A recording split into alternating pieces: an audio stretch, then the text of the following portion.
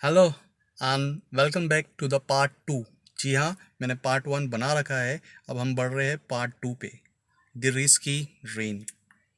तो part two में start करने से पहले मैं पहले पार्ट टाउन में जितने भी मैंने पॉइंट्स कवर अप किए थे वो एक बार समरी दे देता हूँ फटाक से। तो सबसे पहले मैंने बोला था स्लो डाउन। जी हाँ, अपनी गाड़ी को अपने लिमिटेशन, अपने हिसाब से, अपने कंट्रोलेबल स्पीड के हिसाब से चलाइए। दूसरा मैंने बोला था टायर चेकिंग। टायर चेकिंग का क्या होता है? अपने टायर को चेक कर लीजिए, टायर का टेस्ट कर लीजिए कि उसमें जो थ्रेड्स है वो बरकरार है कि नहीं। ओके, ये आप कॉइन को इंसर्ट करके चेक कर सकते हैं।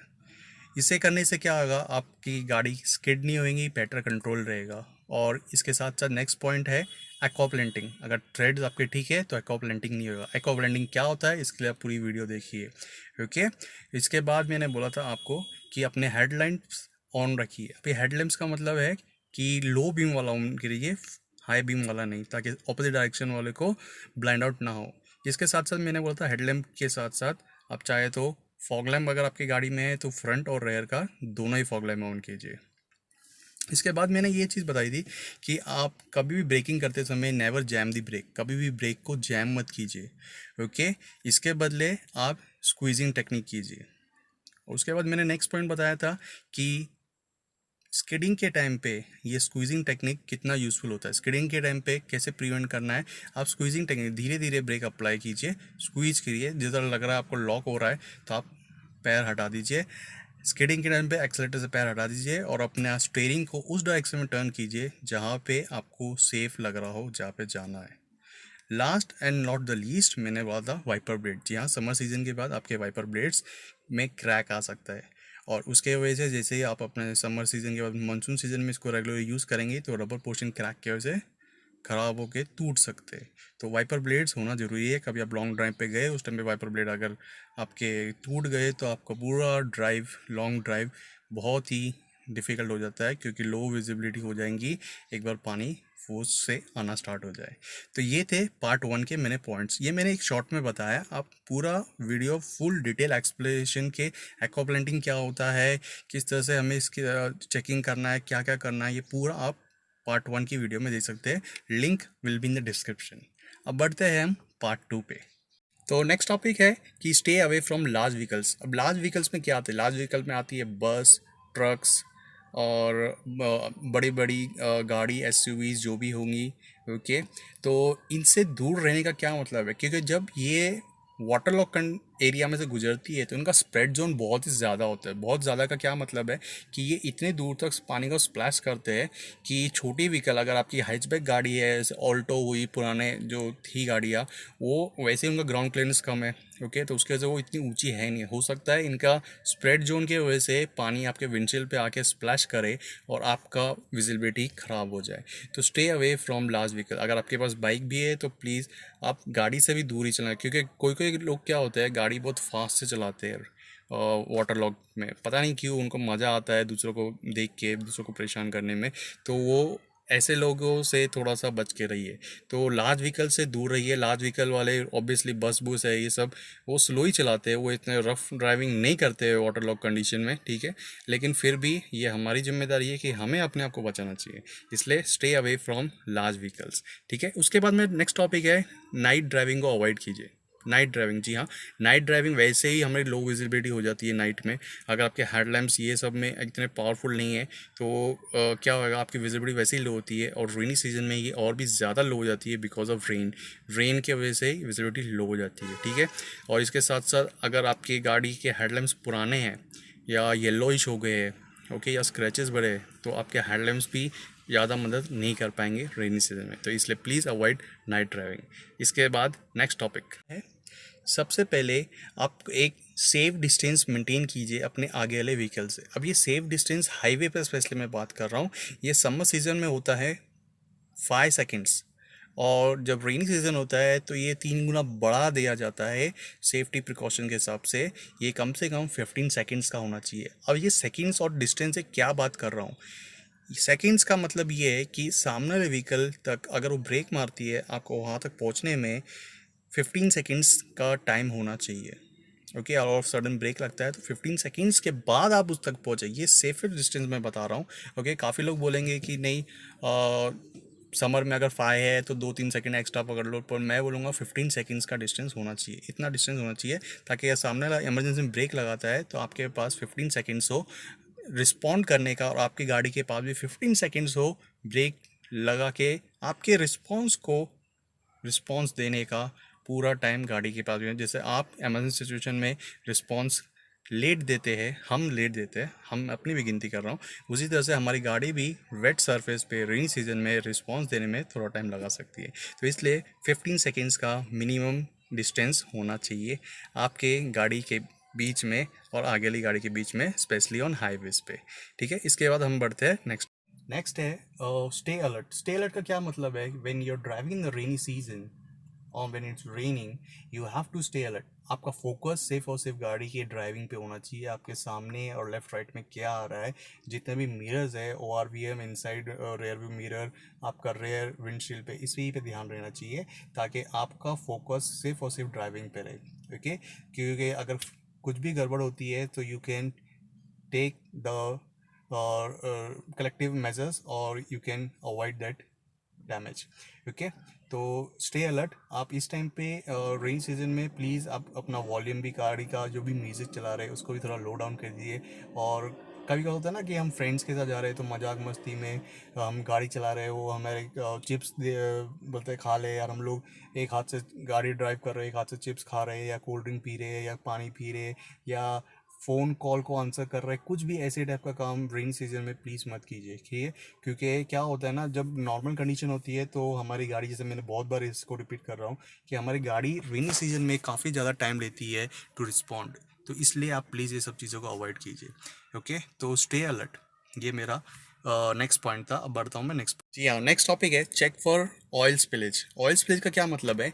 जैसे कि हमारे बाइक्स पे, इंजन के पार्ट्स पे और बड़े बड़े ट्रक्स पे, बसेस पे, इस पे आप देखोगे तो थोड़े बहुत ऑयल और लीकेज होता हो या ड्रेन होता हो, किसी भी तरीके से ऑयल इस पे रहता ही है, कंटेंट रहता है। ठीक है, ग्रीसिंग रहता है, ऑयल रहता है कार्स में भी। तो जैसे पहली बारिश होती है तो ये सारा का सारा बह जाता है, बह के ये पानी के सरफेस पे फ्लोट करता है, और जैसे ही बारिश चली जाती है, बारिश चले जाने के बाद ये जो ऑयली सब्सटेंस है ये कहाँ हो जाता है, ये रोड पे लेफ्ट हो जाता है। अगर इस ऑयली पैच के ऊपर अगर आपने फास्ट गाड़ी से गुजार दिया है तो आपका गाड़ी के स्किड होने के बहुत ज़्यादा चांसेस होते हैं। एक बार स्किड होने के बाद फास्ट गाड़ी है, अगर आपने कंट्रोल नहीं कर पाए, आपने जैम कर दिया ब्रेक, जैसे कि मैंने पार्ट 1 में बताया था, तो हो सकता है आपकी गाड़ी स्किड हो जाए और you can land in the problem. Okay, and this can happen with in fraction of seconds, you can lose your control of your car. तो इसलिए आप जितने भी कभी भी गाड़ी चला रहे हो तो प्लीज़ चेक कीजिए कोई ऑयली स्पैच तो नहीं है गाड़ी पे, इससे आपकी गाड़ी स्किड हो सकती है। तो इस चीज़ का आप ज़रूर ध्यान कीजिए। उसके बाद हम नेक्स्ट टॉपिक पे बढ़ते हैं, how to drive car in water lock condition. इसके ऊपर मैंने एक स्पेशली एक वीडियो बनाया, पूरा एक वीडियो है, आप चाहे तो देख सकते हैं, there will be the link in the description.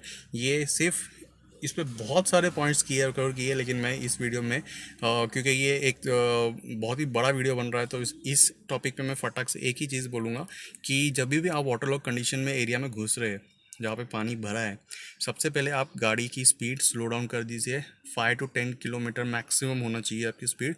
गाड़ी जब पानी में टच कर रही है या स्टार्टिंग पॉइंट पे आ रही है, पानी भरने वाले एरिया में घुस रही है, उस टाइम आपकी स्पीड बहुत ही कम होना चाहिए। इंजन आपका फर्स्ट गियर पे होना चाहिए और थोड़ा हाई RPM पे रेव करना चाहिए। इससे क्या होगा, आपके साइलेंसर से पानी नहीं जाएगा। तो ये चीज़ का आपको ध्यान देना चाहिए।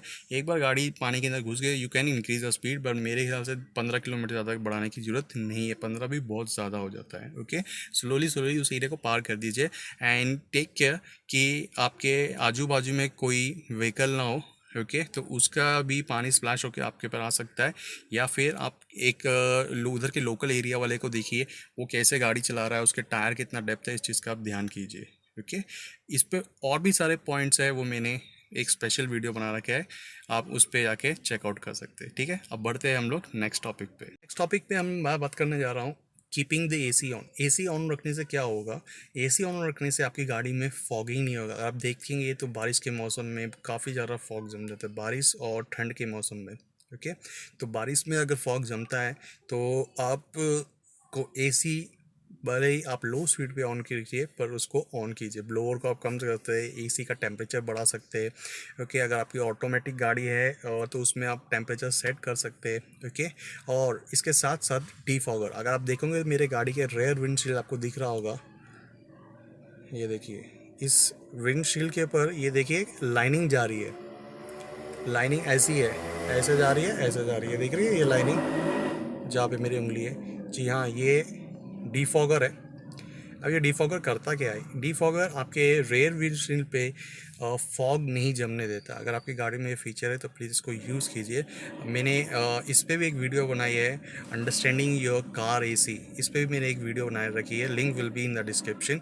आप चाहिए तो ये पूरा गाड़ी, इसमें मैंने एसी कैसे यूज़ करना है, कैसे ऑटोमेटिक एसी यूज़ करना है, कैसे मैनुअल एसी यूज़ करना है, कैसे डीफॉगर यूज़ करना है, ये सारी चीज़ें मैंने बता रखी है।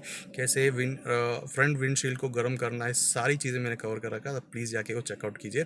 और जैसा कि मैंने कहा, एसी ऑन कीजिए बारिश के मौसम में, low temperature low blower speed रखिए, हाई टेम्परेचर रखिए ताकि आपको अंदर ठंडी ना लगे। और साथ ही साथ डीफॉगर, जी हाँ, डीफॉगर, ये जो डीफॉगर है पीछे, इस डीफॉगर को ज़रूर ऑन कीजिएगा। और अगर आपकी गाड़ी में एसी नहीं है या डीफॉगर नहीं है तो निराश होने की ज़रूरत नहीं। एक सिंपल सा तरीका है, आप देख सकते हैं मेरी गाड़ी में ये। ओके, अब ये करता क्या है, इसके होने से क्या होता है ना, आप ये देखिए, इतना लगभग 2 इंच, 2 इंच की जगह, आप देख सकते हैं 2 इंच की जगह आपकी खुला रख सकते हैं। इस खुला रखने से क्या होगा, 2 इंच की जगह से आपका बारिश का पानी अंदर नहीं आएगा और बारिश के पानी अंदर के साथ साथ आपका फॉगिंग का प्रॉब्लम हट जाएगा। अगर आपकी गाड़ी में एसी नहीं है, अगर आपकी गाड़ी में एसी है तो भी ये विंडो वाइज़र बोलते हैं इसे लगा लेना चाहिए। फ़िलहाल मैं विंडो रोल डाउन कर देता हूँ, क्योंकि ये लगाने से क्या होता है ना, कभी कभार हम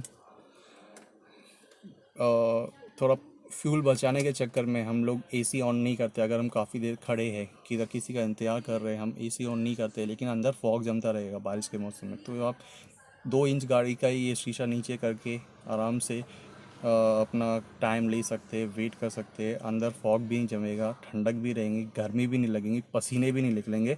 तो ये सबसे बेस्ट है, ये विंडो वाइज़र आता है। मैंने ये लिया था 3-4 साल पहले लिया था, 700 रुपीज़ के आसपास लिया था या 500, मुझे अब अच्छे से याद नहीं है। तो ये इतने का कुछ मैंने लिया था। तो ये बहुत ही अच्छा है, बहुत ही यूज़फुल है, specially in the rainy season. Okay, तो ये था मेन पॉइंट्स। ओके, जो नेक्स्ट पॉइंट है वो है स्प्लैशिंग। जी हाँ, हमें बचपन में तो बहुत मज़ा आता था कि अगर कोई गाड़ी बाजू से जाती है और पानी उड़ाती हुई हमारे पे जाती है, हम बहुत खुश हो जाते थे। ठीक है, लेकिन यही चीज़ हमें जब हम बड़े होते हैं, अगर हम काम पे जा रहे हैं या हम किसी इम्पोर्टेंट मीटिंग के लिए जा रहे हैं या हम किसी को पिकअप करने जा रहे हैं, ठीक है, तो इस टाइम पे अगर कोई हमारे पर पानी स्प्लैश करता है तो हमें बहुत गुस्सा आता है। ओके, तो यस, स्प्लैश मत कीजिए। अगर थोड़ा ही पानी भरा है, जैसे नहीं बारिश के बाद लेफ्ट ओवर पानी रहता है, थोड़ा बहुत पोर्टल्स में रहता है, तो प्लीज़ प्लीज़ प्लीज़ अपनी गाड़ी की स्पीड स्लो कर लीजिए ताकि वो पानी उड़ के आजू बाजू वाले के लोगों को ऊपर ना जाए। ओके, हो सकता है कोई अपने इंटरव्यू के लिए जा रहा है, आपके पानी स्प्लैश करने की वजह से उसकी पूरी कपड़े बिगड़ जाए और बेचारे का वो इंटरव्यू शायद वो ना जा पाए टाइम पे या कुछ और दिक्कत हो जाए। तो प्लीज़, अगर आपके बाजू में छोटी व्हीकल भी जा रही है, जैसे कि ऑटो रिक्शा जा रही है, बाइक्स जा रही है, साइकिल्स जा रही है, तो प्लीज़ उस टाइम पे भी आप गाड़ी स्लो कीजिए। देखिए, ये इंसानियत की बात है, giving respect is very good thing. If you give respect you will get the respect. तो प्लीज़ इस चीज़ का ध्यान रखिएगा। आई होप आपको ये वीडियो इन्फॉर्मेटिव लगी होंगी और यहाँ से आपने काफ़ी सारी नॉलेज गेन की होंगी। अगर आपको ये वीडियो इन्फॉर्मेटिव लगी है तो प्लीज़ सब्सक्राइब नाउ, नाउ, जी हाँ नाउ, ताकि आप तक सारी की सारी ऐसी इन्फॉर्मेशंस आती रहे लगातार। इसे लाइक कीजिए नाउ, शेयर कीजिए now to the loving ones, आपके लविंग वंस, ताकि आप उन तक ये सारी इन्फॉर्मेशन पहुंचा सके। ओके, और मेरी गाड़ी है टाटा जेस्ट XT, इसे यूज़ करते करते पूरे 5 साल हो गए। And this is like a dark horse for the Tata. इसके लिए भी एक अलग से मैं एक वीडियो बनाने वाला हूँ जल्द। तो मैंने बहुत सारी वीडियोस बनाई है रेनी सीजन में, how to apply emergency brake, how to drive in water logged area, understand your car AC, और जितने भी फीचर्स हो सकते हैं बारिश को लेके, मैंने सब पे वीडियो बनाई है। Please check out. Thank you, bye, जय हिंद।